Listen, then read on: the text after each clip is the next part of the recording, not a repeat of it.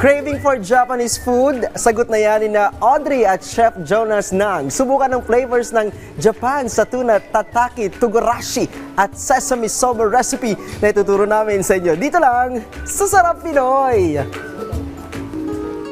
Okay, magandang umaga mga ka-RSP. Samahan niyo po kami ngayong umaga sa isang restaurant na nagsuserve ng isang global comfort food na matatagpuan dito sa Pasig City. Kung saan ihahanda po natin ang tuna tataki togarashi with sesame soba.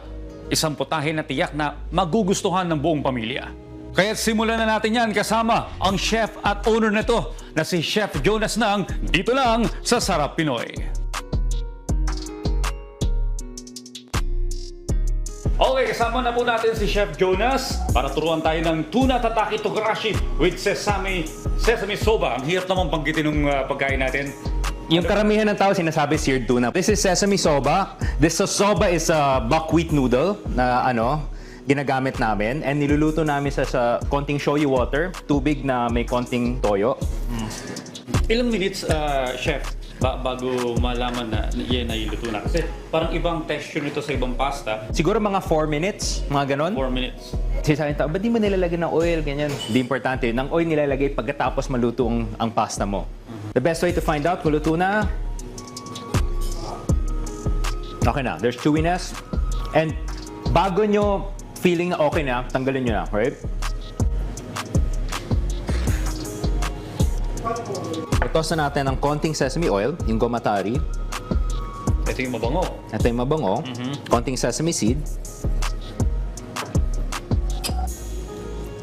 And isi-set aside na natin dahil isi-sear na natin yung tuna. As long as mainit yung pan nyo, hindi naman talaga yung didikit at may konting oil, right? So you don't need a lot. Konti lang kailangan natin. Ang pinaka-importante, fresh ang ginagamit mong tuna. Okay.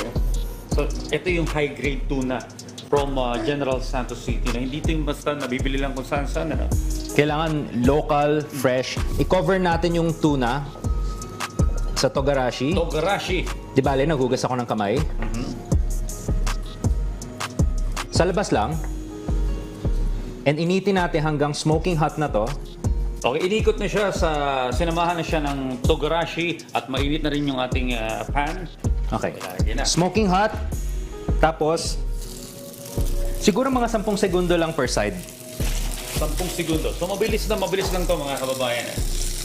Yung gitna gusto natin hilaw pa para hindi masayang yung texture. Tapos, ang ginagawa lang natin, tinotoast na natin yung spices dun sa togarashi. So, yun lang yun. And then, pa-cool down lang natin ng konti. Malamig na po yung ating tuna. Okay. Slice lang natin ng konti. Ipapatong lang natin yung tuna.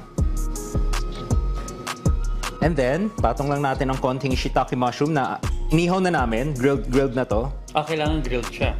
Pwede rin hindi. Kung gusto niyo sauteed or ano, gusto ko lang yung amoy ng grilled. And then, pang-garnish lang natin yung lemon para lang may drama ng konti. Spring onion. And then, isasawsaw natin siya sa ating ginawang ponzu. Mga cars, titikpan natin ngayon malalasahan mo yung pagiging toasted ng mga paligid niya, pero fresh pa rin yung loob. Ang sarap mga ka-RSP. Ito ay isang Japanese dish pero nilagyan niya ng twist.